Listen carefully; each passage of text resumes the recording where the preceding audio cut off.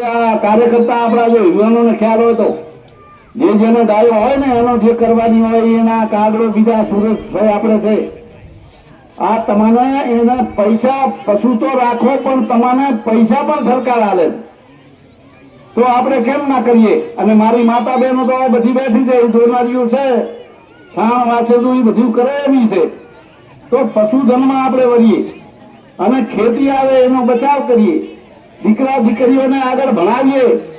આ આપણી સમાજના છે જો પીએ થઈ ગયા તો હવે ભણ્યા વગર તો જમાનો નથી। બહાર ભણી ગયા હવે અમારા છોકરા સાહેબ બહાર ભણેલા નોકરીઓ લગાડો નોકરીઓ એમ નથી। આ તમને સાચી વાત કરો હરીફાઈ નો જમાનો આવી ગયો કોમ્પ્યુટર નો જમાનો મેરિટ નો જમાનો આવી ગયો। જેના મેરિટ હશે ઈ નોકરી લાગવાના। આ બહુ ક્લિયર વાત છે તમને આ કરવી વાત લાગે પણ સનાતન સત્ય વાત છે। કારણ કે મારા ઘરની વાત કરું છું મારા ઘરમાં 2 પોલીસમાં નોકરીઓ થઈ ગઈ એક અલ્પેશ ને દીકરી કાજલ જાદાની મારા ભાઈ દીકરો દીકરી 1 રૂપિયો કોઈને આવ્યો નથી। એને મહેનત કરી અને લાગી ગયા એટલે આવી વાત છે બધી। કોઈ કહે કે આમ છે તેમ છે ના પણ હું આ યુવાનોને વિનંતી કરું કે આ ભાવિ પેઢી છે અને દીકરા દીકરીઓને ભણાવીએ અને આપણા દીકરા દીકરીઓ દોડવાન કૂદવાન હારના ને એમાં તો પહેલો નંબર આવે કારણ કે એ તો આપણે કાઠી કોમ પણ ક્યાંક પરીક્ષા લેખિતમાં બીજે ત્રીજામાં જ્યાં હોય ત્યાં આપણે બધા મહેનત કરીએ। અને બીજી વાત રહી વિકાસની વાત તો વિકાસમાં મેં આ કાંઈ બાકી રાખ્યો નથી। આ તમારા કામ કીધાઈએ કર્યા છે ના કીધાઈએ કર્યા। 95 માં ચૂંટાણો હતો ને તારે બાબુલાલ અહીંયા 1 કરોડ ને 60 લાખની ડીપાઈ બનાવી હતી। હાલે એવી નથી ખબર હોય તો તમને બનાવી હતી ને અપજ ચૂંટાણો હતો એ નાઢિયા પુલ બનાવી દીધો। હા અને કોઈ તકલીફ ના પડે ગમે એટલો અંદરા ધાર વરસાદ પડે તો પડે એવો હતો।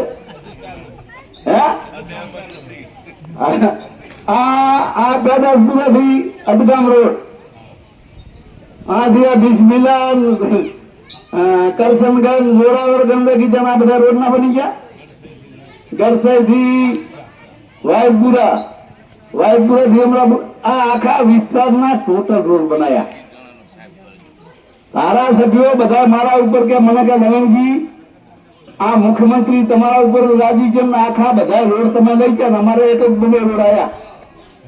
મેં કીધું હું તો નાનો માણસ છું સેવાકરનો માણસ 24 કલાક કામ કરું કારણ કે મારા તો પરમાત્મા ગુરુ મહારાજની મહેરબાની છે એ દાલ રોટી ખાઉં છું અને જીવન ચાલુ જાય છે અને બહુ પૈસાની હાયમાં પડતો નથી એટલે લોકોના થાય એટલે ટાંપા કરવાનો છું। 24 કલાક આપણે ટાંપા કરીએ અને રોજ ઉઘરાણી કરીએ તો સરકાર માની જાય। હું મંગળવારે ગાંધીનગર જાઉં છું ચૂંટણા તારથી અને મોદી સાહેબ 1000 પાડી એ મેં 1000 પાડી।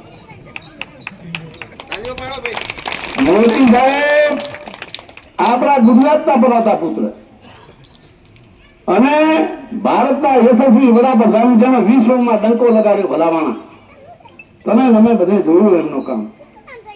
13 વર્ષ મુખ્યમંત્રી ત્યાં અહીંયા ગુજરાતમાં જ્યાં 12 વર્ષ અહીંયા 25 વર્ષ સત્તામાં તારે એ કરી શકે પણ આ તો એક મહાપુરુષ જેવો માણસ।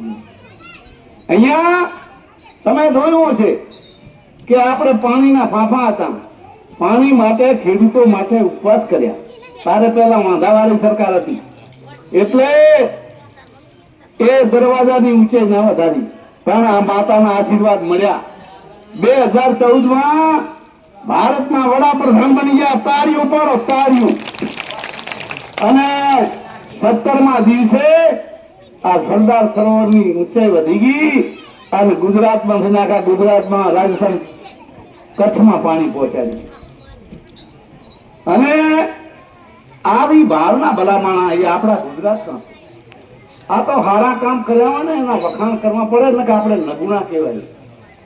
ગામડે કન્યા કેળવણીના રથ ફેરવ્યા। મારા ગરીબ ઘરની દીકરી દીકરો કોઈ ભણ્યા વગર ના રહી જાય। ગામડે ગામડે કન્યા કેળવણીના રસ ફેરવ્યા. આપણા કલેક્ટર કક્ષાના મિનિસ્ટરો અહીંયા આવીને હમણાં અહીંયા અમે શાળા પ્રવેશની વાત લઈને આવ્યા હતા કે ભાઈ બાળકોને ભણાવો. આવી વાત આ સરકાર કરે એ સરકાર મા બાપ કહેવાય.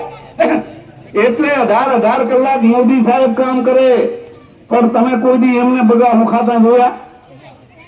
કોઈ દી થાક ના લાગે? કેમ કે જે પુરુષાર્થના હારા કામ કરે ને સાહેબ, એને કોઈ દી થાક ના લાગે. બીજાનો ભલો કરે એને કોઈ દી થાક ના લાગે. ભલા માણા એવા મોદી સાહેબ છે. અને એ મોદી સાહેબના અમે બધા આપણે સૈનિકો છીએ અને એના પગલે પગલે અમે ચાલીએ જ્યાં. પણ એકલો માણસ કાંઈક કરી શકે નહીં.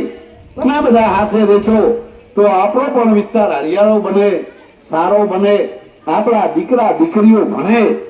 એમાં તમારે માતા બહેનોને વિનંતી કરું કે દીકરીઓને એક સમાન ગણીને ભણાવજો. કારણ કે દીકરી છે ને એ તો બે કુળ તારે, મૈયા મેં તો દોનો કુળ ઉજ્જારી. એટલે આવી દીકરીઓને ભણાવીએ, દીકરાઓને ભણાવીએ અને અમારા લાયક જે કાંઈ કામ હશે 24 કલાક આ દરવાજો ખુલ્લો લવેંગી ધંધુ કહે છે. ફોન 24 કલાક અને બપોરે ઘડી 2 કલાક બંધ રાખું છું. માથું ભરી જાય ને ઘડી ભૂલી દઉં છું. 2 કલાક જેવું આ તમને કહું કે આ ફોન ના ઉપાડ્યો, પણ હવે એ ઘડી ખૂતો હું. પણ ગમે એવું કામ હશે તમારું, જે તમારાથી થાય એટલું એ ટાંપો કરવા અમે બંધાયેલા છીએ. તમે અમાને ગાંધીનગર મેળ્યા છે, તમે અમાને આગેવાન બનાવ્યા છે. એ જ તમારો ગુણ અમે કોઈથી ભૂલવાના નથી. એટલે વધારે થોડુંક બોલી ગયું તો માફ કરજો. પણ આપણે બધા સાથે રહી અને એવું જીવન જીવીએ ભલા માણા કે દુનિયા એમ કે નાના ફલાણા ગામના માણસ આવા હતા, સારા માણસ હતા એવા. અને ગામમાં હંપ રાખજો, ઈર્ખા ના રાખતા અને વ્યસન ને જડામૂળથી જાકારો દઈ દીજો. હવે મેં હમણાં ઓલા અમારા ગામમાં જ્યાં કે મારા બધા દારૂડિયા બે વધ્યા ને તે માથા ફોડી થાય છે. મને ફોન આવ્યો કે સાહેબ માથા ફોડે. મેં કોણ કોણ છે કે કાકા મોટા પરના છે. અને હવે પોલીસમાં તમે ભલામણ કરો. હવે આમ ભલામણ કરવી બે હરખા. મહેરબાની કરીને આવું ના કરજો. અને કાંક કોઈ એવું સબરકું શું હોય તો સાહેબને વાત કરજો, સુરજભાઈને. બધા રસ્તા થઈ જશે. સારું થઈને કરવાનું, ખોટો નથી કરવાનું. તમારા ગામને જેટલા અભિનંદન આપીએ એટલા ઓછા. આખા તાલુકામાં, આખા વિસ્તારમાં સૌ પહેલી પહેલ તમે કરી છે. એને દારૂબંધીની એ જાળવી રાખજો. આ માતા બહેનો તાળીઓ વધારે પાડે.